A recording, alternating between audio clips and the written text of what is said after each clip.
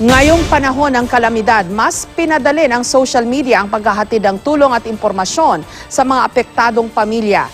Isa na ngang halimbawa po ang GMA News Online Missing Persons Database. Sa pamamagitan nito, pwedeng mahanap ang nawawalang mga mahal sa buhay o hindi kaya naman magbigay ng impormasyon tungkol sa isang taong napaulat na nawawala. May report si Sherry Ann Torres. Para sa mga umaasang matatagpuan pa ang kanilang mga nawawalang mahal sa buhay na nabiktima ng Bagyong Yolanda, maaari kayong humingi ng tulong sa pamamagitan ng GMA News Online Missing Persons Database. Mag-log on lang sa gmanews.tv at i-click ang Yolanda Person Finder. I-click ang I'm looking for someone at ilagay ang pangalan ng hinahanap. Hanapin ang kaanak sa record ng mga pangalan. Kung wala pa sa mga record, maaari mong gawan na report ang taong nawawala. Kung ikaw naman ay may impormasyon tungkol sa isang taong napaulat na nawawala, i-click ang I have information about someone. I-type ang pangalan ng taong iyong natagpuan.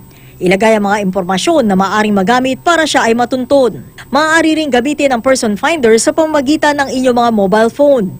I-text lamang ang salitang search at ang pangalan ng inyong hinahanap sa mga sumusunod na numero.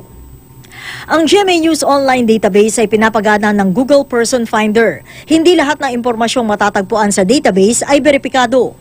May mga paraan din para ipagbigay alam ang iyong kalagayan sa pamamagitan ng mga sumusunod na unified hashtag sa Twitter. Kung ikaw ay nangangailangan ng rescue, mag-tweet gamit ang hashtag RescuePH. Ang mga makakalap na report ay ipinapadala sa PCDSPO at NDRRMC.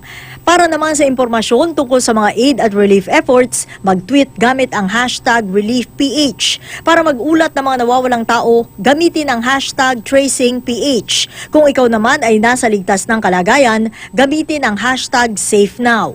Paalala lang, maging responsable sa paggamit ng mga makabagong paraan na ito dahil kaligtasan ng ating mga kababayan ang nakasalalay sa mga impormasyong matatanggap dito.